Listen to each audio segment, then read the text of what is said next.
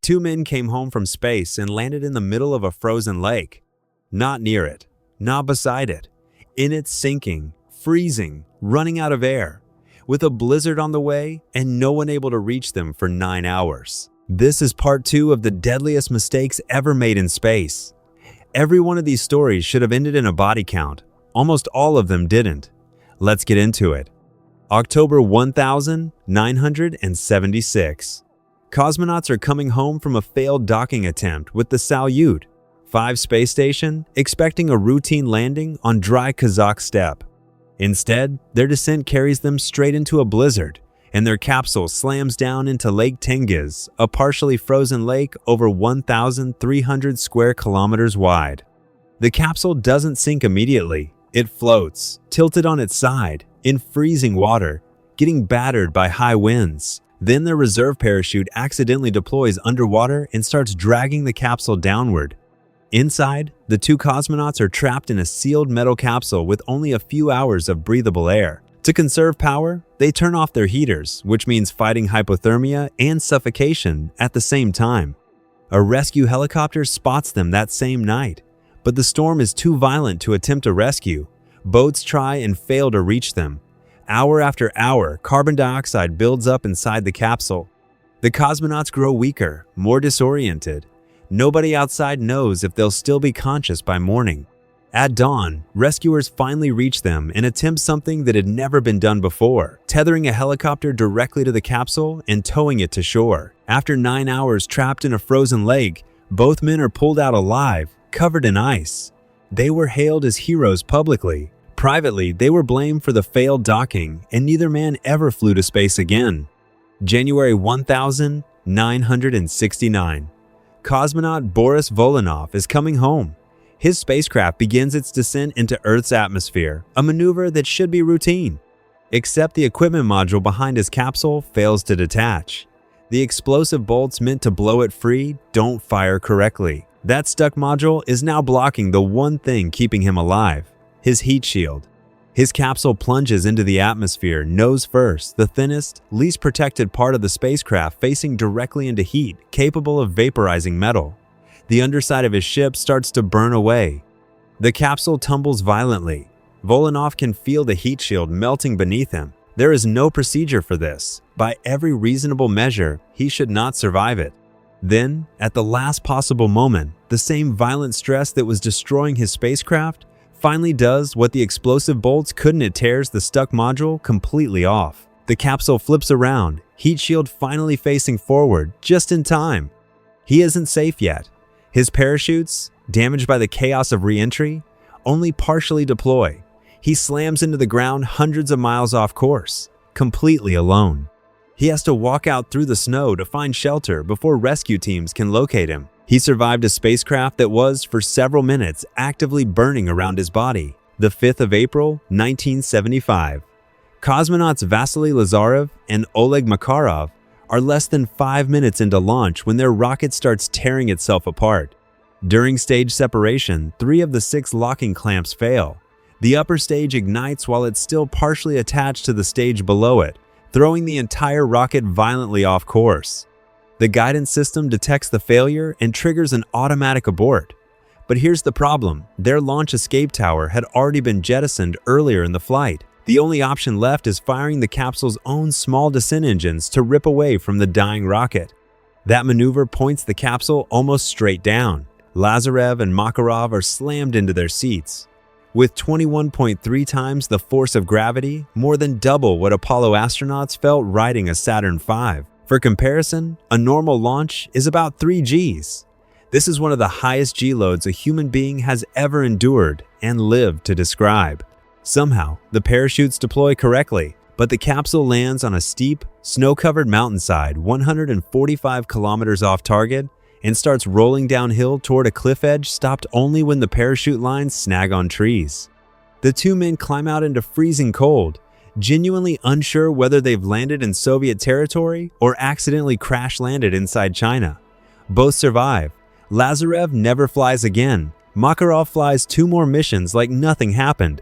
March 1965. Alexei Leonov is about to make history. as the first human being to ever walk in space. The spacewalk itself goes beautifully for a few minutes. He's floating completely free above the Earth. Then it's time to go back inside. And his suit won't let him. In the vacuum of space, his pressurized suit had ballooned outward. His hands can't close properly. His fingers can barely move inside the gloves. And now his swollen suit is too large to fit back through the airlock hatch he just came out of. He is floating outside a spacecraft in a suit that no longer fits through the only door home, and Mission Control has absolutely no idea anything is wrong. Leonov makes a decision he doesn't have time to ask permission for. He starts manually venting oxygen out of his own suit, deliberately lowering its pressure to make it flexible enough to move a maneuver that carries a real risk of decompression sickness. For nearly 5 minutes, he slowly deflates the only thing keeping him alive in order to save his own life. He loses 6 kilograms of body weight and sweat during the ordeal.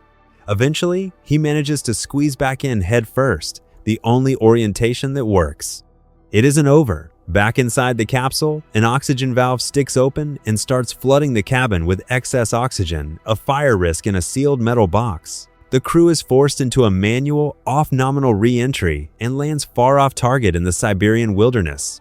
The first spacewalk in human history almost ended with a man stranded, alone, outside his own spacecraft. The 14th of November, 1969, Apollo 12 launches into a stormy sky on its way to becoming the second crewed moon landing in history. 36 seconds after liftoff, lightning strikes the rocket. Every instrument panel on board goes dark almost instantly. The strike knocks out the fuel cells and cuts main electrical power to the spacecraft while it's still climbing, still carrying 3 astronauts, still very much in the most dangerous phase of the mission. 16 seconds later, a second lightning bolt hits. This one knocks out the guidance platform completely and severs the telemetry link to Mission Control. For a moment, the people on the ground lose almost all data from the spacecraft. Nobody knows if the rocket is still flying correctly or already doomed. Inside Mission Control, a young engineer makes a call under pressure that would define the rest of the mission switch to an auxiliary power bus. It's a fix nobody had time to fully deliberate. It works instantly. Power and guidance come back online.